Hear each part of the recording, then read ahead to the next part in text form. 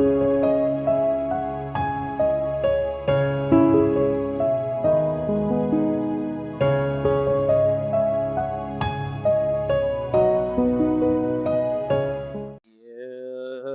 जगत सारा क्षणिक है और आत्मा एक नित्य है।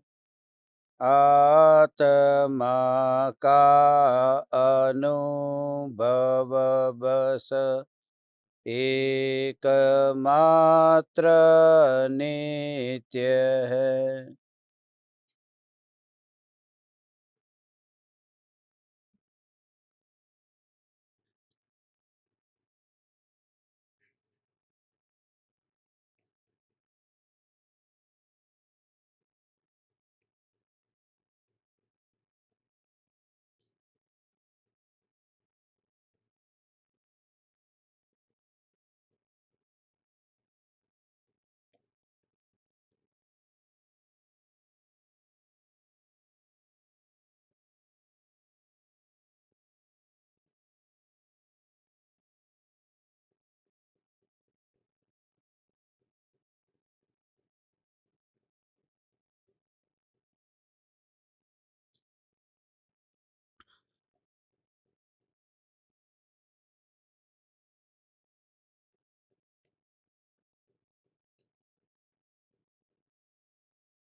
चैतन्य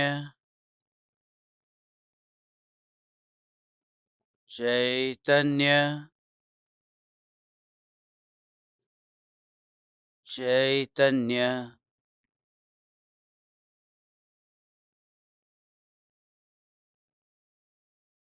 चैतन्य स्वभावी भगवान आत्मा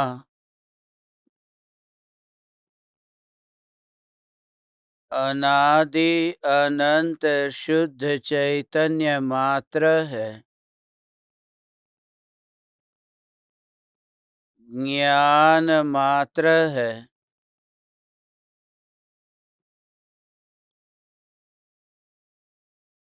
मैं शुद्ध चैतन्य मात्र, ज्ञान मात्र,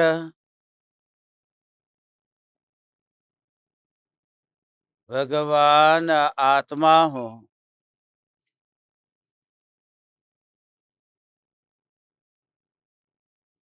अगणित ज्ञेयों के प्रतिबिंबों से अप्रभावित ज्ञान पर्यायों में एक समय के लिए भी नहीं मिलने वाला, एक समय के लिए भी नहीं सिकुड़ने वाला,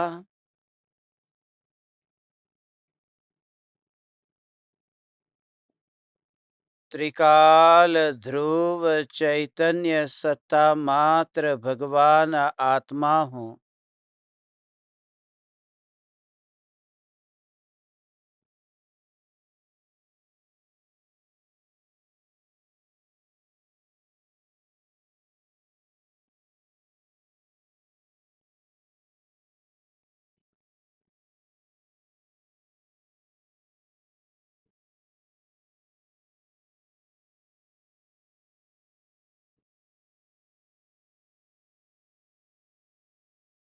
श्रद्धा परम दुल्लभ,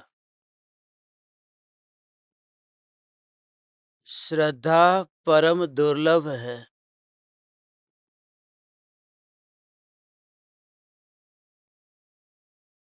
यह कहना चाहिए था कि सम्यक श्रद्धा परम दुर्लभ है, क्योंकि श्रद्धा तो सभी जीवों को है। मिथ्या दृष्टि को भी श्रद्धा है, सम्यक दृष्टि को भी श्रद्धा है, मगर सम्यक दृष्टि की जो श्रद्धा है वह श्रद्धा परम दुर्लभ है।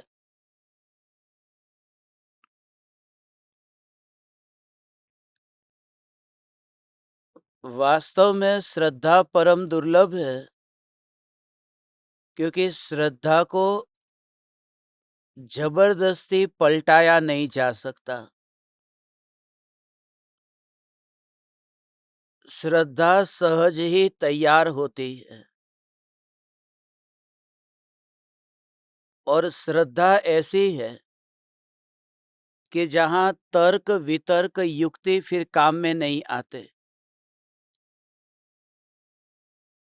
इसलिए श्रद्धा की महिमा है।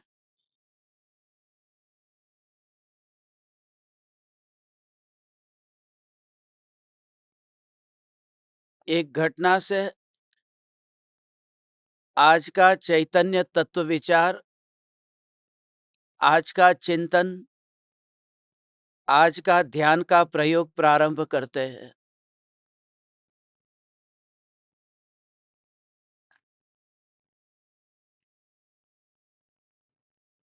एक आदमी रास्ते से जा रहा था।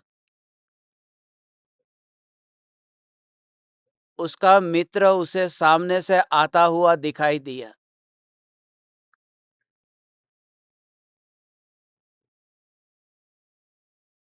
उस मित्र को देखकर यह आदमी बोला कि अरे तुम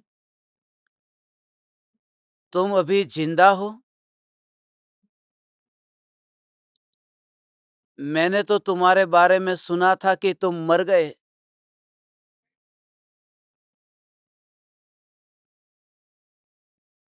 सामने वाला मित्र बोला, नहीं, मैं जिंदा हूं। मगर ये कहा कि मैंने तो तुम्हारी मृत्यु के कारण रो भी लिया है। मित्र कहता है, भले रो लिया तो रो लिया, मगर अब तो मैं जिंदा हूं ना, अब खुश हो जाओ। मगर ये कहता है कि मैं ये मान नहीं सकता कि तुम जिंदा हो, क्योंकि जिस व्यक्ति ने मुझे तुम्हारी मृत्यु के समाचार दिए हैं, उस व्यक्ति पर मेरी श्रद्धा तुमसे ज्यादा है। मैं उसी की बात को मानूंगा क्योंकि मैं उस पर श्रद्धा करता हूं। यह बात ऐसी ही है कि नजर के सामने जो दिखाई देता है उस पर श्रद्धा नहीं है, मगर जिन्होंने वो जो समाचार दिया उस पर श्रद्धा है। सम्यक दृष्टि की ऐसी दशा होती है कि जब पांच इंद्रिय के विषय के भोगों को वे भोगते हैं तो उस समय ऐसा दिखाई देता है कि अरे ये तो सुखरूप लग रहा है न। मगर फिर भी जीभ पर रसगुल्ले का रस आने पर भी सम्यक दृष्टि ये मानते नहीं है।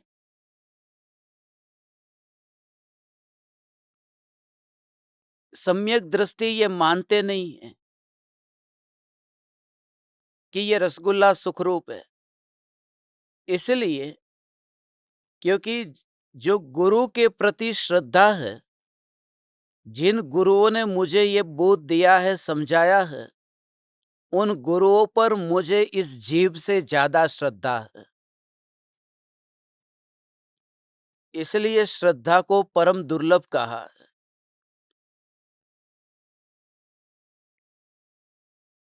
हमने ज्ञान का प्रकरण समझा था और ज्ञान की महिमा भी जानिए कि वस्तु को लूटा जा सकता है, चोरी की जा सकती है, मगर ज्ञान की चोरी नहीं की जा सकती। ज्ञान को लूटा नहीं जा सकता, मगर ज्ञान का आदान प्रदान हो सकता है। शिक्षक के पास जो ज्ञान है वो विद्यार्थी को दे, गुरु के पास जो ज्ञान है वह शिष्य को दे। मगर श्रद्धा ऐसी है जिसका आदान प्रदान नहीं हो सकता। एक साधारण विद्वान भी तत्व का ज्ञान किसी को दे सकता है, मगर सर्वज्ञ भगवान भी तत्व की श्रद्धा किसी को नहीं दे सकते। ये श्रद्धा परम दुर्लभ है। ये बात इसलिए हम कर रहे हैं क्योंकि अभी कुछ दिनों से हमारा जो ये चैतन्य तत्व का विचार और चिंतन चल रहा है, एक बार यह श्रद्धा होने के बाद कि गुरु ने मेरे लिए जो आज्ञा दी है, गुरु पर ऐसी अटल और अचल श्रद्धा कि वे ही मेरे लिए सर्वस्व है। गुरु व्यक्ति नहीं, गुरु तत्व। गुरु के प्रति इतनी यथार्थ श्रद्धा जगी है, अब परिवारजन भी कोई कहे तो वह बात मानने को तैयार नहीं होता, क्योंकि ये मामला इस भव का नहीं है।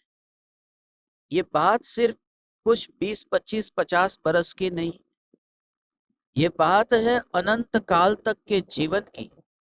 यह बात है लोकाग्र शिखर पर विराजमान होकर के अनंत काल तक टिक कर रहने की। इसलिए अंदर से यह भाव आता है कि जिन गुरुओं ने मुझे ये चैतन्य परमात्मा की पुकार सुनाई है, उनका मेरे साथ में कोई स्वार्थ भाव नहीं है। निष्कारण अनहद करुणा के अतिरिक्त और कुछ भी नहीं है। इसलिए दो ही चीज, एक तो मुझे चैतन्य तत्व दिखाई देता है, आंख बंद करता हूं तो ज्ञायक देव दिखाई देता है, और आंख खोलता हूं तो मुझे कृपालु देव दिखाई देते हैं। दो ही देव जब तुम्हारी आंखों के सामने आते हो, तुम्हारी दृष्टि में आते हो, ज्ञायक देव और कृपालु देव। इसलिए निश्चय और व्यवहार पर भी इतनी दृढ़ श्रद्धा कि जो कुछ भी बोध मैंने पाया है, उस बोध पर सुबह से कल भी हमारी इस पर चर्चा हुई।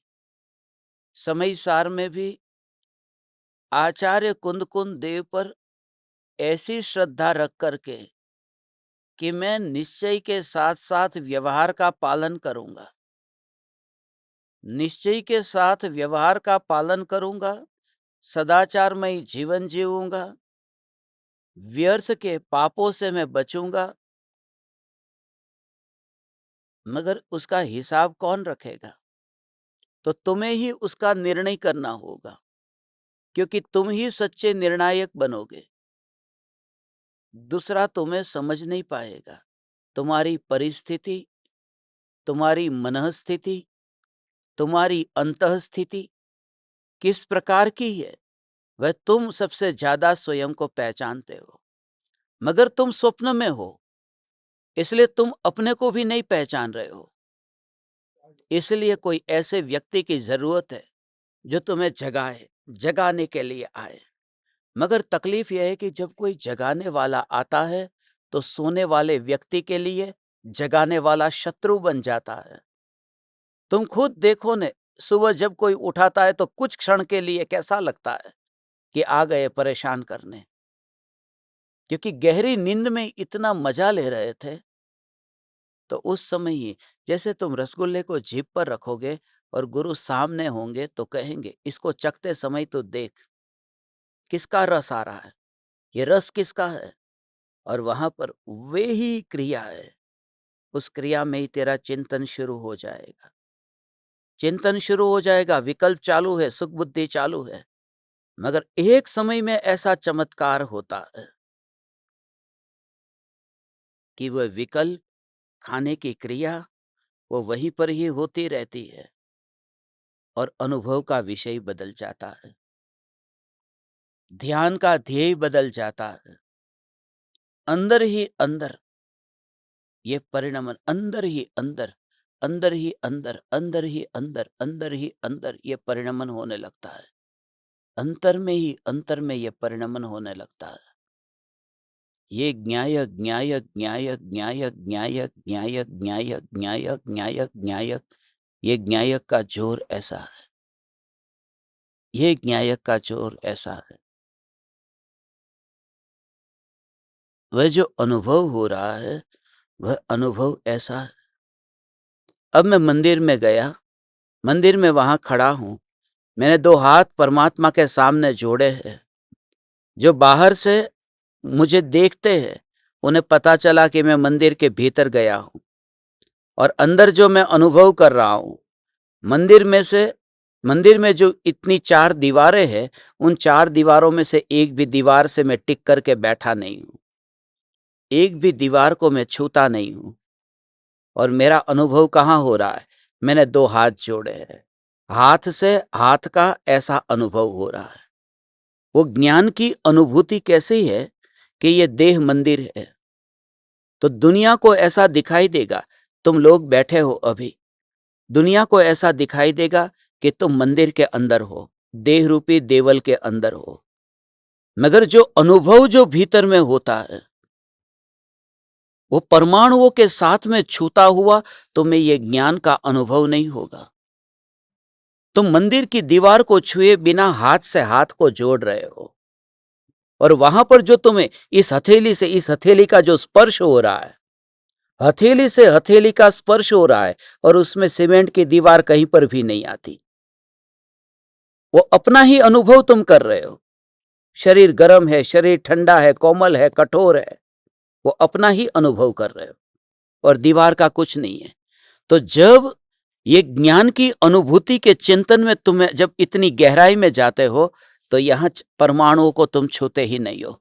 जैसे वो व्यक्ति मंदिर की दीवार को छूता नहीं है, ऐसे ही ज्ञानी का आत्मा देह को ऐसा अछूता होता है।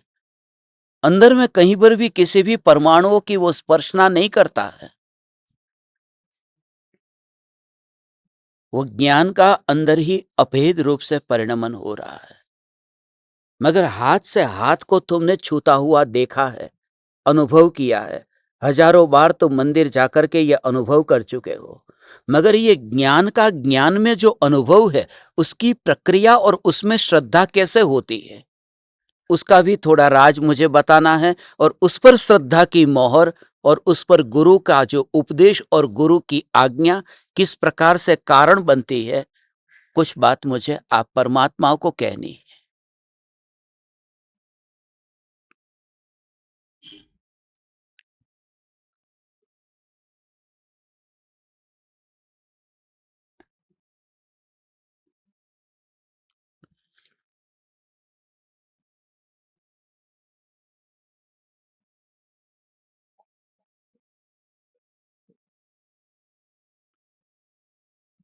हाथ से जैसे हाथ का अनुभव होता है,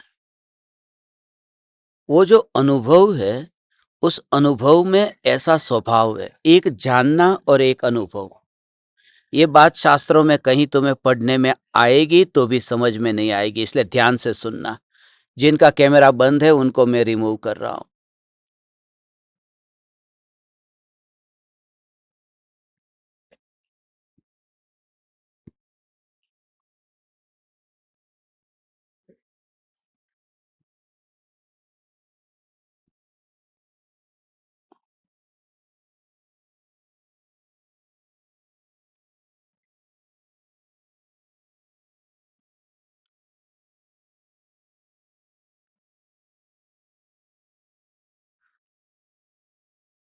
राधा, ठीक तरह से एक जगह बैठ जाओ आप। और जो भी है,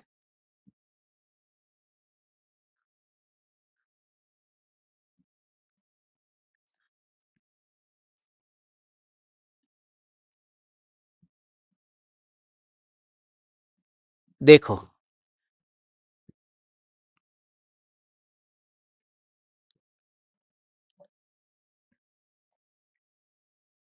ये एक हाथ है, ये दूसरा हाथ है। दो हाथ का ऐसा स्पर्श, ये तो दो हुआ ना, दो का स्पर्श। मगर अनुभव में तो दो होता नहीं है, अनुभव में तो एक है, दो वाली बात नहीं है। अनुभव करने वाला और अनुभव में आने वाला, ऐसा दो भेद है नहीं। मगर जीभ में दो प्रकार का स्वभाव है। एक तो जीभ में ये स्वभाव है कि जीभ जीभ का रस चखती है, और दूसरा जीभ में स्वभाव है कि जीभ पर वस्तु का रस चखती है। रसगुल्ले को चखे, मिर्ची को चखे, नींबू को चखे। और हमारी जीभ जब कड़वी हो जाती है, तो कड़वी जीभ का स्वाद किसको आया? जीभ कड़वी हो गई, इसका स्वाद जीभ से ही पता चला। तो नींबू खट्टा है वह भी जीभ से पता चला, करेला कड़वा है यह भी जीभ से पता चला, और जीभ कड़वी हो गई ये पता भी जीभ से ही चला है। उसे कहते हैं जीभ अपने का भी और पराये का भी, दोनों का अनुभव करती है। उसके लिए अब उसको जीभ कड़वी है, उसके लिए उसको करेले की जरूरत नहीं है, जीभ पर आने के लिए जीभ पर लाने की जरूरत नहीं है, अपने से अपना अनुभव होता है। और जीभ को घुमाने की भी जरूरत नहीं है, घुमाए बिना भी हमें समझ में आता है कि जीभ कड़वी है। वह जो स्वाद, ऐसे ही एक ज्ञान जो अनुभव में आता है। बड़ी खाई है, हो आप सब अभी सुन रहे हो ना, ये बड़ी खाई है। सुनने में खाई नहीं है, सुनने में संगीत है, सुनने में मनोरंजन है, सुनने में आनंद है, सुनने में फैला हुआ विराट रंग बेरंगी जगत है। मगर ध्यान में बड़ा साहस है, ध्यान बड़ी खाई है, ध्यान गहरा सागर है, ध्यान अज्ञात की ओर यात्रा है, ध्यान है बस क्षण भर के लिए मर ही जाना, और ध्यान है अनंत काल तक मर जाने की शुरुआत हो जाना। इसलिए जब आप ये सुनेंगे तो सुनते समय आप एकाग्रता से ध्यान से सुनेंगे। मगर जो ध्यान है वह ध्यान अलग है। ध्यान में जब तुम विचार करो, मनुष्य मिट करके तुम ये विचार करो कि ये जो अनुभव में आया यह ज्ञान है, अनुभव में आया यह ज्ञान है। फिर उसको जांचते रहना, क्योंकि पहली बार जब तुमने चिंतन किया यह अनुभव में आया यह ज्ञान है, ज्ञान है, ज्ञान है, तो पर वस्तु का जो स्वभाव है उस स्वभाव का जोर हटता जाएगा। जब तुम्हें जीभ कड़वी हो गई है मेरी, तब नींबू खट्टा है ऐसा विचार अब तुम्हें नहीं आता। जब तुम्हारा तुम्हारा मुंह कड़वा हो गया, बुखार आ गया, उस समय जब जीभ कड़वी कड़वी हो गई है, तो नींबू खट्टा है, इमली खट्टी है, करेला कड़वा है, गुड़ मीठा है, ऐसा विकल्प कुछ नहीं आता। वो जो कड़वेपन का जो अनुभव हो रहा है वो सारे पर पदार्थ से ध्यान हटा देता है। यह ज्ञान में ज्ञान की अनुभूति आत्मा होकर के अनुभव यदि तुम करो तो ही ज्ञान ज्ञान ज्ञान अभेद होकर अनुभव में आता है। तू किसी की पत्नी बनकर के बैठी है, तू किसी की मां बनकर के अभी सुनने बैठी है, तू किसी की बेटी बनकर के सुनने बैठी है, तू ज्ञान मात्र होकर के जब यहां पर सामने बैठे तो तुझे अनुभव का भाव समझ में आएगा। तू यहां कुछ बरस पहले पैदा हुआ, तू यहां कुछ बरस पहले पैदा हुई, जिंदगी का पता नहीं कब यहां से चली जाएगी। बस ऐसे तू चिंतन करने बैठा है, ऐसे तू चिंतन करने बैठी, जिंदगी का पता नहीं। उसे कहते हैं देह के साथ ही बैठी है, क्योंकि जिसका जन्म हुआ कब पता नहीं, मैं कब चली जाऊंगी, माने यहां से चली जाएगी ना। वो देह की पृथ्वी के ऊपर वह बैठा ही नहीं है। कितनी गजब की बात है, अंतर कुछ भी नहीं दिखता। ऐसा ये चैतन्य चैतन्य चैतन्य चैतन्य तुम्हारे रोम रोम में, ऐसा अंदर से ज्ञान ज्ञान ज्ञान का अनुभव हो। तुम्हें एहसास होगा कि यहां पर देह की पृथ्वी पर ये भगवान आत्मा ये बैठा ही नहीं है। ऐसा लगता है कि ये देह की पृथ्वी पर ऐसा अभी बैठा हुआ हूं, मैं शरीर के अंदर यहां पर अभी बैठा हुआ, मगर शरीर के अंदर मैं कहीं पर भी यहां पर हूं ही नहीं। कृपालु देव की बात स्मरण में आती है। कृपालु देव ये कहते थे कि ये जो मुंबई की मोहमयी नगरी है ना, और वहां पर जो झवेरी बाजार में जहां पर, तो वो कहते थे कि यहां पर तो पृथ्वी का एक जीव के मुर्दे हैं। ये पृथ्वी का एक जीव के मुर्दे हीरे है ना, ये हीरे पृथ्वी का एक जीव के मुर्दे हैं। सोना भी पृथ्वी का एक जीव का मुर्दा है, और पृथ्वी है, मिट्टी है, ये मिट्टी भी पृथ्वी का एक जीव का मुर्दा है। ये भूमि है ना, ये भी पृथ्वी का एक जीव का मुर्दा है। सीमेंट है, रेत है, ये पृथ्वी का एक जीव के मुर्दे हैं। ये सब पृथ्वी का एक जीव के मुर्दे हैं। और हमारा शरीर भी तो मिट्टी का हान है, तो दोनों मिट्टी में अंतर नहीं दिखता है। ये बात इतनी सूक्ष्म बात है, मगर अनुभव के भाव को नहीं समझता, वह न्यायक भाव को नहीं समझता। अनुभव का भाव कैसा सूक्ष्म भाव है। द्रव्यलिंगी मिथ्या दृष्टि मुनि था उस समय जब द्रव्यलिंगी मिथ्या दृष्टि मुनि। अब तुम खुद विचार करो। बस देह से हटना किसको कहते हैं?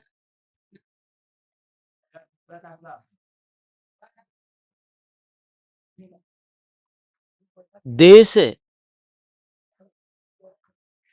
हटना किसको कहते हैं?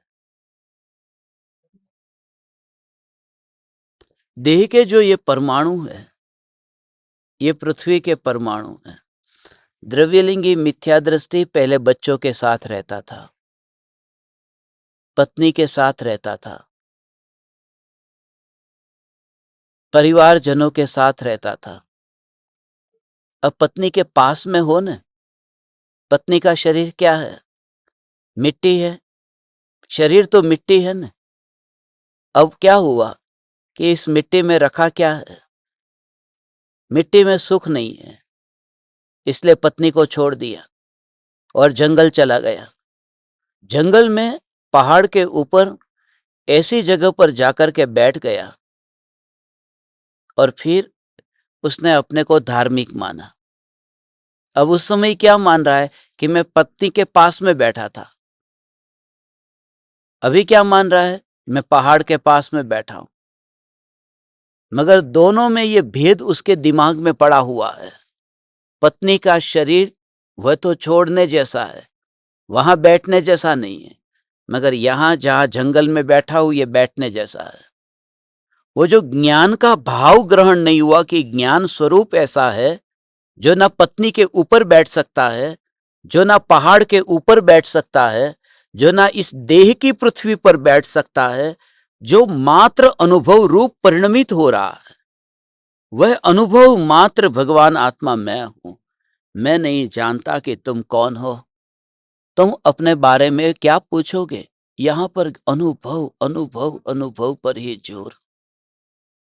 ऐसे अनुभव पर पूरा जोर रहता है तो तुम्हें अपने शरीर के अंगों का भी पता नहीं चलता, इंद्रियों का पता नहीं चलता।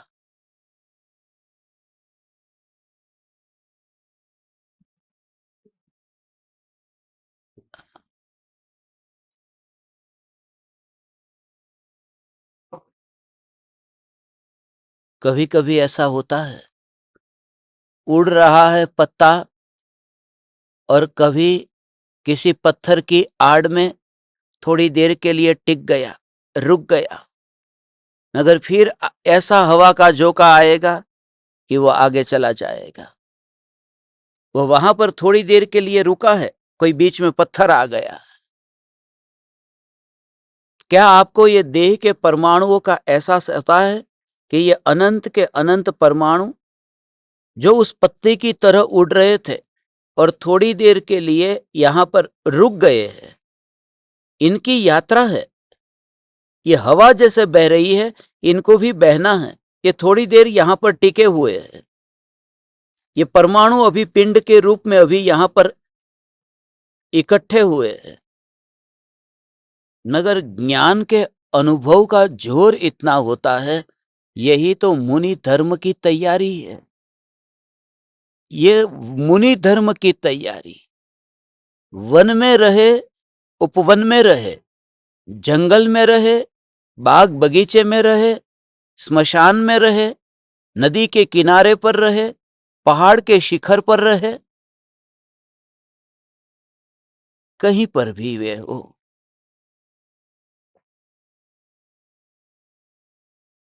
उनके पास में पत्ते का हिसाब नहीं है, और वहां से जो पत्ता अभी रुका हुआ है वहां से वो चला जाएगा। तो उस जगह का जो खाली जगह वाला जो भाग है, उस भाग में कोई विकल्प नहीं होगा कि वो पत्ता किधर गया जो थोड़ी देर पहले इधर पड़ा था। तिजोरी में धन पड़ा है और वो धन चला गया, तिजोरी खाली हो गई, तो खाली तिजोरी रोती है? उसे कुछ नहीं है, उसमें कोई विकल्प नहीं होता। ऐसा ही मैं चैतन्य आकाश हूं, इसलिए तो भगवान आत्मा को आकाश की तरह कहा। सूक्ष्म दृष्टि से ये जो अनुभव है, उस अनुभव को अनुभव ये हुआ, उस अनुभव को वह ज्ञान जान लेता है, अनुभव को ज्ञान जानता है। ज्ञान जो है वह जानता है, मगर ज्ञान में अनुभव नहीं हुआ। जानना जानना जानना जानना जानना। अगले समय की पर्याय में जब निर्विकल्प अनुभव हुआ, तो निर्विकल्प अनुभव की साक्षी ज्ञान की पर्याय बनती है, वह गवाह है। किसने देखा ये आत्मा का अनुभव? कौन जानता है? किसने जाना? ये कोई और नहीं। ये ज्ञान की पर्याय है ना, ये ज्ञान की पर्याय ये जानती है। तो एक बच्चे को किसी ने कहा ना कि आम तू जा उस जगह पर जाकर के खा जहां कोई नहीं देखता हो।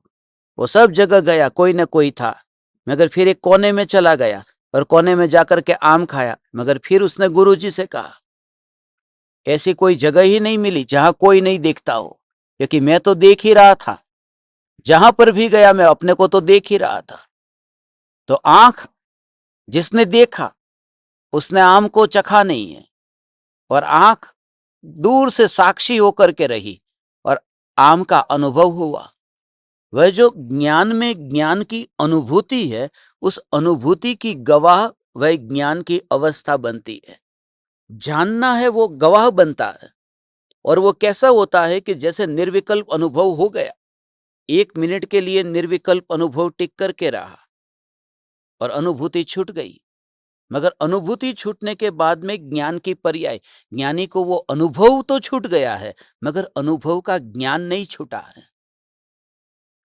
वो ज्ञान की पर्याय का कार्य है जो गवाह है। जो किसी व्यक्ति की मृत्यु हुई, उस मृत्यु में जो देखने वाला है, वो देखने वाला उससे अलग है। तो अनुभव तो अनंत गुणों का अभेद रूप परिणमन है, मगर उस अभेद रूप परिणमन में ज्ञान जो है, वह ज्ञान भी उसमें साक्षी है, जो ये जानता है कि ये आत्मा का अनुभव हुआ। इसलिए गुरु भी बाद में जानते हैं। जब शिष्य कहता है कि मैंने ऐसा ऐसा ऐसा आत्मा का स्वरूप जाना है, मगर सबसे पहले खुद ही साक्षी बन गया है। और जो साक्षी बनने वाली पर्याय है ना, वहां कोई कोई कोई कोई उछल कूद नहीं है।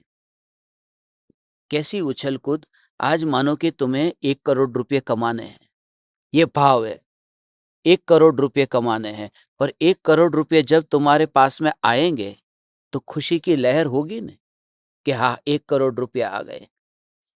उस समय क्या होगा कि 1 करोड़ रुपए तुम्हारे पास में मानो 1 बजे आए दोपहर में, तो 1 करोड़ रुपए आए, तो विकल्प जो था 1 करोड़ रुपया पाने का, उस विकल्प की पूर्ति हो गई। You fulfilled your desire. Desire है वो जो इच्छा है, वो इच्छा पूरी हो गई।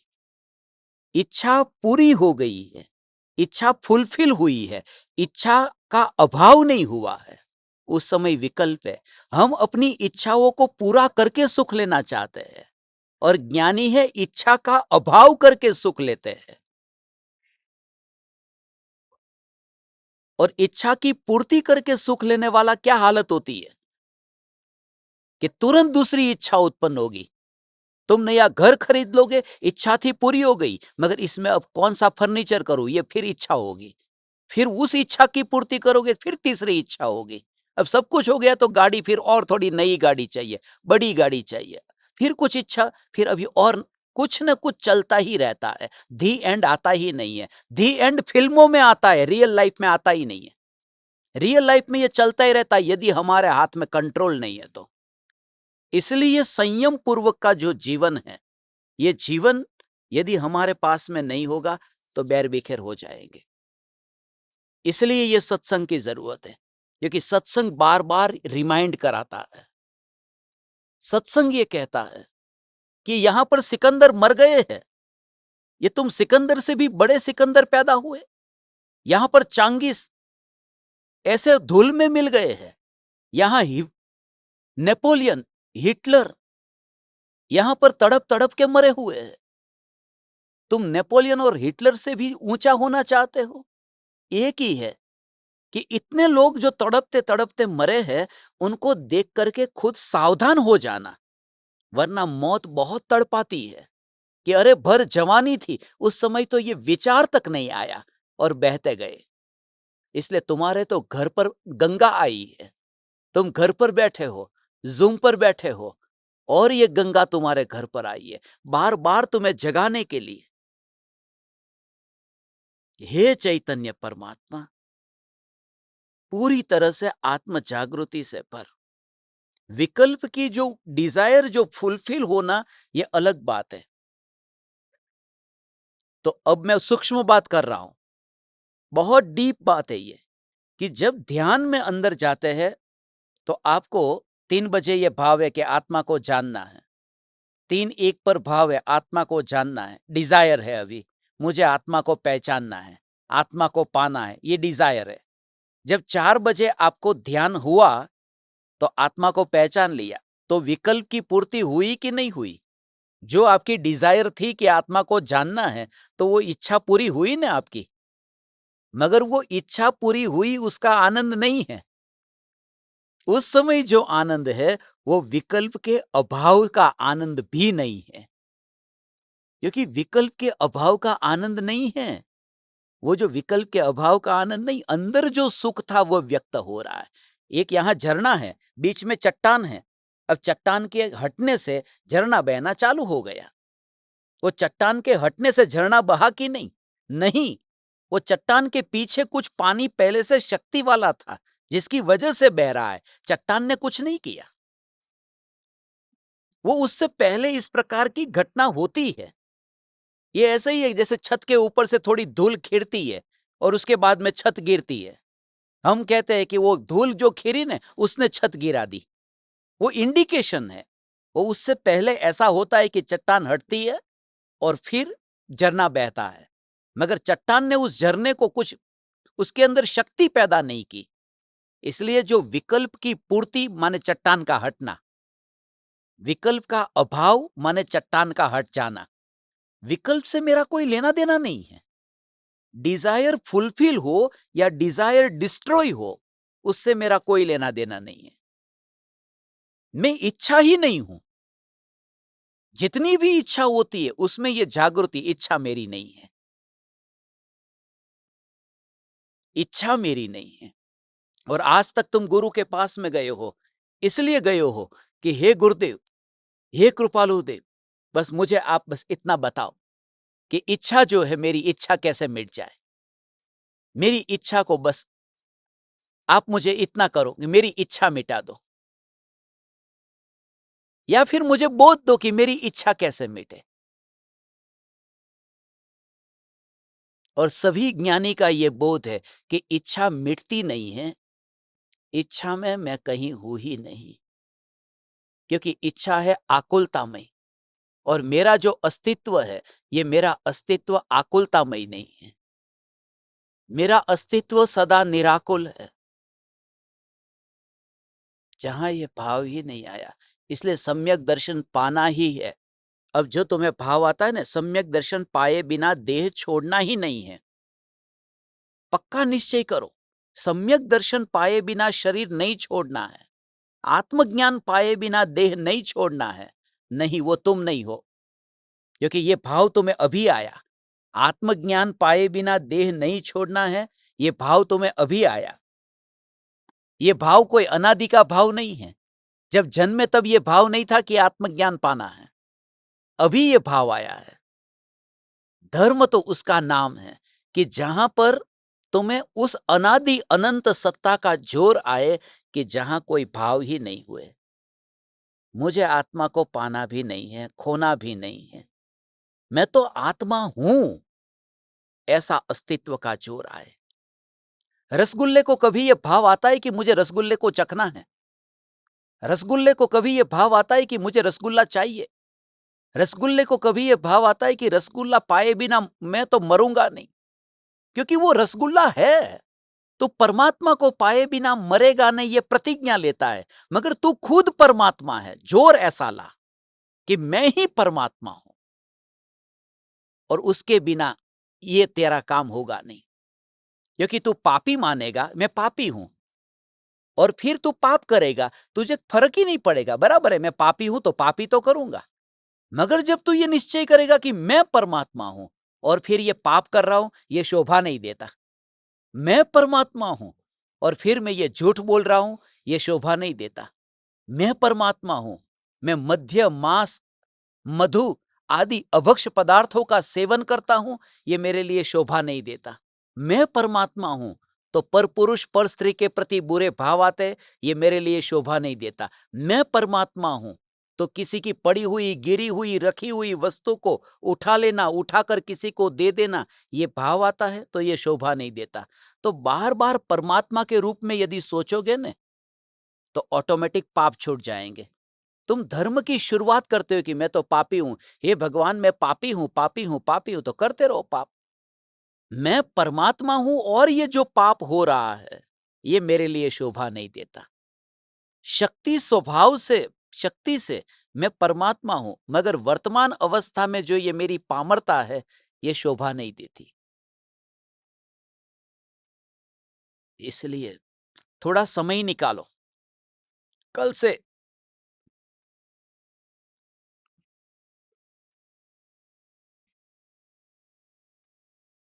मैंने आपको सभी को ये संकल्प करने को कहा था, विचार करने को कहा था। किसी ने किया विचार? जिन जिन प्रकार के पापों की बात कल हमने की थी, अभक्ष भक्षण के त्याग की बात की थी, आलू की, प्याज की, लहसुन की, और यहां तक कि रात्रि भोजन के त्याग की, और इसके अतिरिक्त सभी प्रकार के जीवन के सदाचारमय जीवन जिसमें हमें जीना है, किन किन ने विचार किया? हाथ ऊंचा करो, प्रामाणिकता से, बेईमानी से नहीं। विचार आया आपको? कुछ निर्णय लिया, कुछ सोचा आपने? किस किस ने सोचा है? तो किस किस की इच्छा है समाधि मरण करने की? तो मेरे पास में लिस्ट तैयार है, 1-to-1 मीटिंग तैयार रखना। मेरे पास में जिनका मैसेज आएगा 1-to-1 मीटिंग रखेंगे आप सभी के लिए। क्योंकि जब जाना ही है यहां से, जब मेरी आंख यहां से बंद हो जाएगी, और वैसे भी यहां से तुम जरा विचार करो, खाली इतना विचार करो कि 9 बजे मृत्यु होने वाली है और 9:01 पर कुछ भी याद नहीं रहेगा।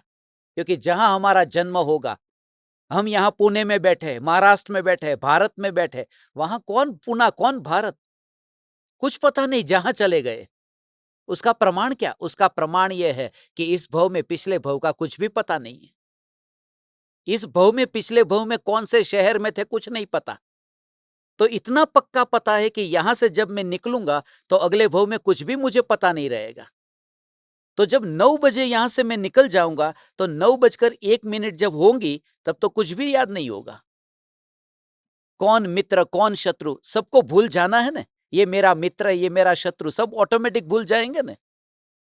तो 8:59 पर मृत्यु से पहले उनके सामने जाकर के हाथ जोड़ करके बोलने में तेरा जाता क्या था कि मुझे माफ कर तू। मगर उसके लिए साहस चाहिए, उसके लिए ही चैतन्य का जोर चाहिए।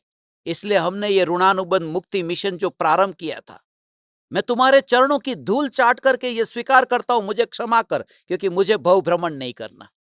ऐसे करता हुआ वह सिमटने लगता है। मगर तुम तैयारी दिखाओ ऐसी कि मेरे पास में समय नहीं है, मैंने मृत्यु को देखा है, इसलिए जब तुम मृत्यु को देखो तो तुम हर पल जागरूक रहोगे। अक्सर लोग सत्संग से इसलिए दूर भागते हैं क्योंकि सत्संग मृत्यु की याद दिलाता है। स्मशान में जाने से इसलिए लोग डरते हैं, इसलिए स्मशान को गांव से बाहर बनाते हैं कि देखने के लिए जाना ही नहीं पड़े। मैं तो कहता हूं कि गहने की ज्वेलरी की दुकान के पास में स्मशान होना चाहिए, मिष्ठान और पकवान की दुकान के पास में स्मशान होना चाहिए, कोर्ट कचहरी के पास में स्मशान होना चाहिए, जिससे एहसास हो के पास में इधर आना है। तो इस बोझ से तुम्हें भरना है और प्रैक्टिकल रूप से जीवन जीना है। भीतर में ज्ञान का अनुभव और बाहर में यथा योग्य भूमिका अनुसार आचरण और निश्चय। तो आपने ये शुरुआत की है, बहुत अच्छी बात है,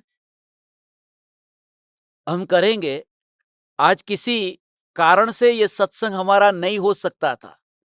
हम पूनावासी सभी ज्ञान दीपक व्यक्तिगत रूप से सत्संग करने के लिए यहां पर आए थे, अपना सत्संग करने के लिए बाहर निकले थे, मगर फिर हमारा सत्संग ऑनलाइन लाइव जो चल रहा है वो नहीं छूटे, इसके लिए आप सभी को जल्दी बुला लिया कि कम से कम आज के दिन भी हमारा सत्संग नहीं छूटना चाहिए। आप में से किसी को कुछ कहना हो तो कह सकते हैं, अपने पास में 10 मिनट का समय है।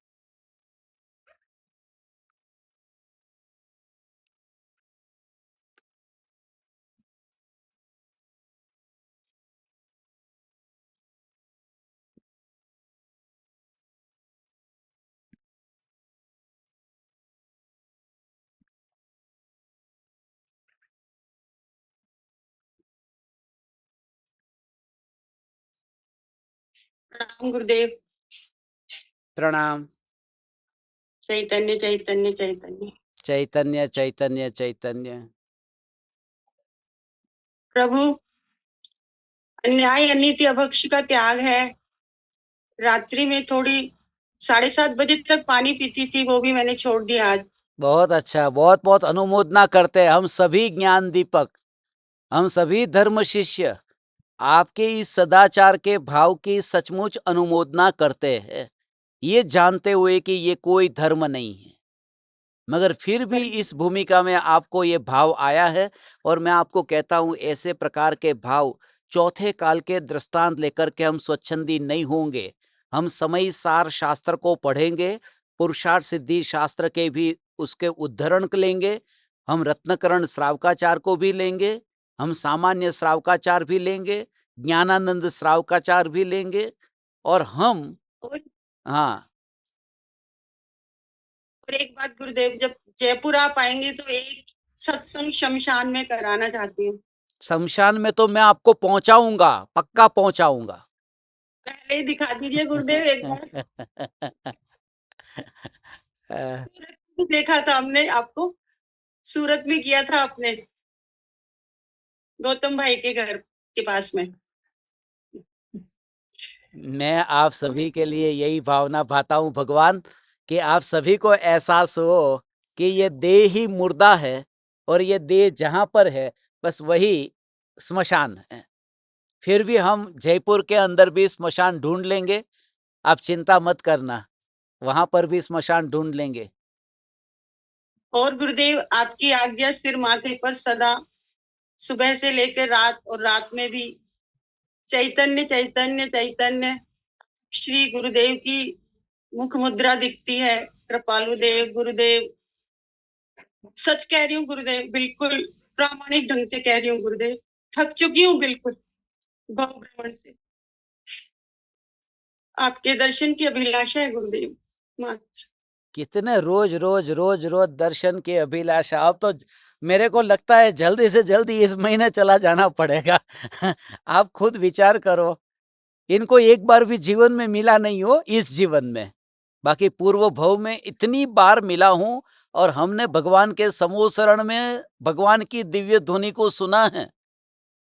ये जीव कौन है उसका पता जयपुर में चलेगा। ये जो दीवानगी है, लोग है ना मैं गजपंथा रहता हूँ, पास में रहते हैं लोग, कोई नासिक रहता है, कोई आसपास में, किसी को पड़ी नहीं है कि लाओ दर्शन करने के लिए, क्या मिलने के लिए जाए। और दुनिया भर में ना भटकने के लिए अमेरिका चले जाएंगे, यूरोप चले जाएंगे। ये सब ड्रामाबाज जो लोग हैं और कहते भक्ति भक्ति भक्ति, इतना अहोभाव जगा, बहुत अहोभाव है, बहुत अहोभाव है। उस अहोभाव को तो बिल्कुल ही फिक्स डिपॉजिट में रख दे, 6 साल में डबल हो जाएगा।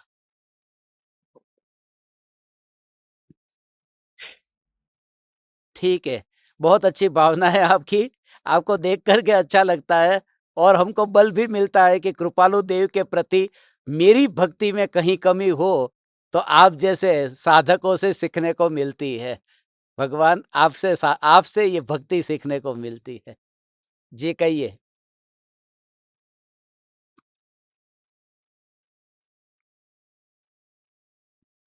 प्रणाम गुरु भगवंत। चैतन्य चैतन्य चैतन्य। प्रणाम चैतन्य चैतन्य चैतन्य।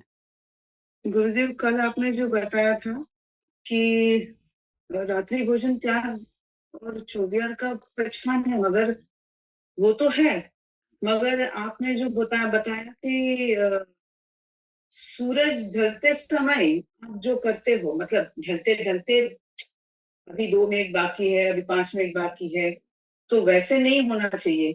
तो आज से वो नियम ले लिया कि 1 घंटे पहले ही आ, वो, और वो प्रामाणिकता से बोल रही हूँ, आज से शुरू कर दिया उसको।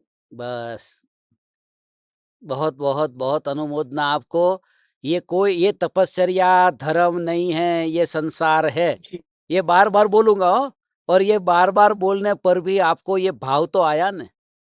जी प्रभु। तो ये जो ऐसे जो जीव है ना, इसलिए तो भगवान आपके लिए इतना अहोभाव आता है, इतना अहोभाव आता है। इतने पढ़े लिखे लोग हैं, ये पीएचडी कर रहे हैं, ऐसे पढ़े लिखे लोग हैं समय सार के ऊपर, मगर फिर भी अनुभूति के बिना सब अधूरा है। कितने अहोभाव से भर कर के रेगुलर रूप से बैठते।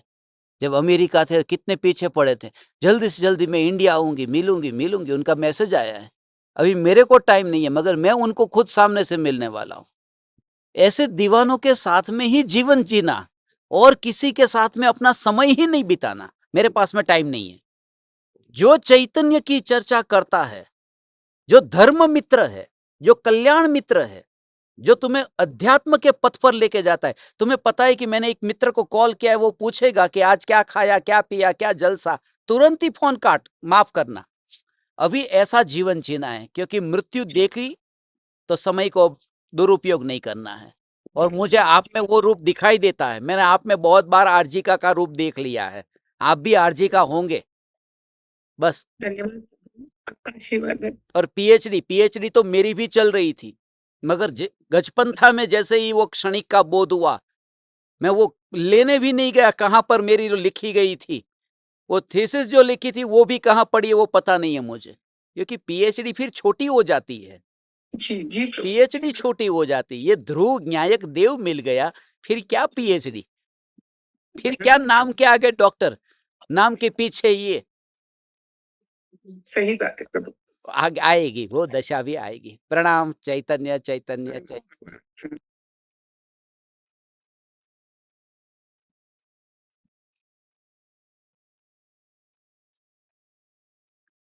अंतिम शंका।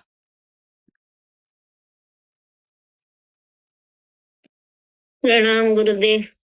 प्रणाम। अनंत वंदन, अनंत वंदन प्रभु। ऐसा लगता है आप क्या करते हो गुरुदेव, आप क्या करते हो? इतना इतना इतना रोज क्या नया, किया रोज मैंने? नया। क्या करते हो? कोई भूल चूक हो गई हो तो बताना। अरे प्रभु, क्या बताऊं आपको, समझ ही नहीं आता है। कितना नया, कितना नया, कल नया, फिर आज नया। अद्भुत अद्भुत अद्भुत, ऐसे लगते है कि हर ज्ञान दीपक झूम रहा है। एक अद्भुत अनुभूति मिल रही है। आज ऐसा लग रहा है कि आपकी वाणी जिसको छू जाती है ना प्रभु, स्पर्श कर जाती है आपकी वाणी, वो अपने को छू लेता है, वो अपने को छू लेता है। आज भी एक एक उदाहरण जो आपने जीव का उदाहरण दिया, आत्मा का उदाहरण दिया, अद्भुत। उसके बाद आपने जो ज्ञान का उदाहरण दिया कि ज्ञान अपना भी अनुभव करता, वो भी अनुभव करता है। कितने उदाहरण दिए, इच्छा की बात करी। मैं आपके शब्दों को क्या दोहराऊं प्रभु, हृदय में लग गए है। अद्भुत। और ये कल अनीति, अन्याय, अभक्ष और रात्रि भोजन आदि का जो व्यवहार का, वो तो अद्भुत था ही। वो तो हिला दिया सबको। और ये जीवन में बहुत जरूरी है। जितना निश्चय जरूरी है, उतना ही व्यवहार जरूरी है, क्योंकि व्यवहार दिखता है दुनिया को। क्योंकि मेरा गुरुदेव की समय सार की बात को सुनने वाले इतने मुमुक्षु जो अपने को कहते हैं, संयम का ठिकाना बिल्कुल नहीं है।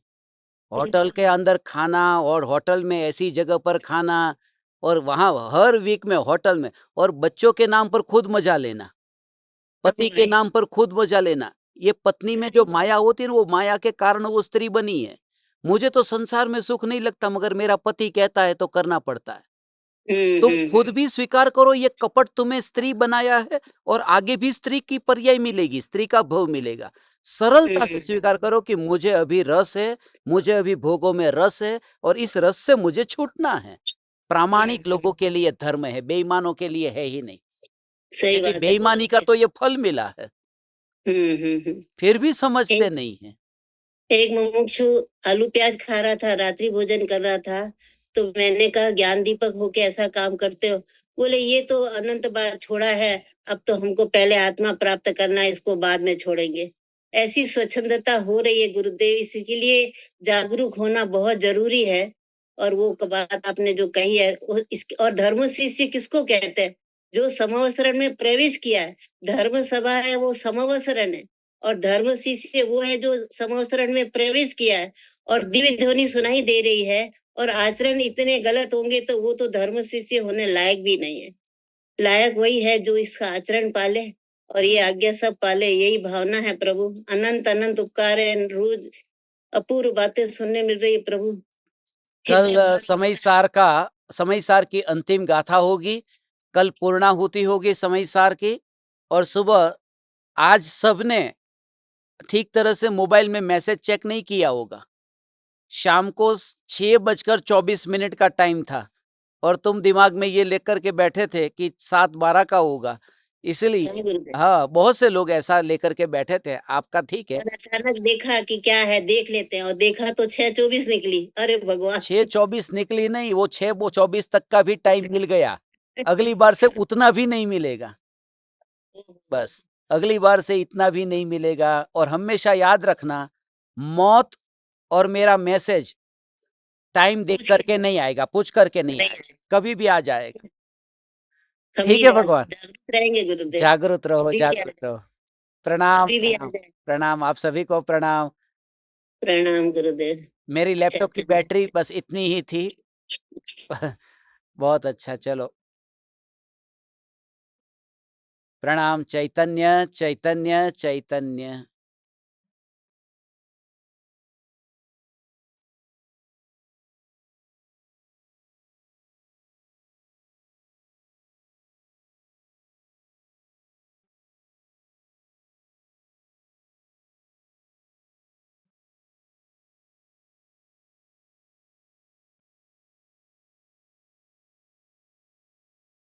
अहो अहो श्री सद्गुरु करुणा सिंधु अपार,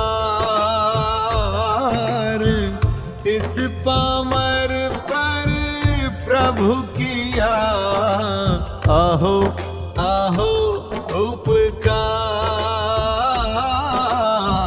अहो अहो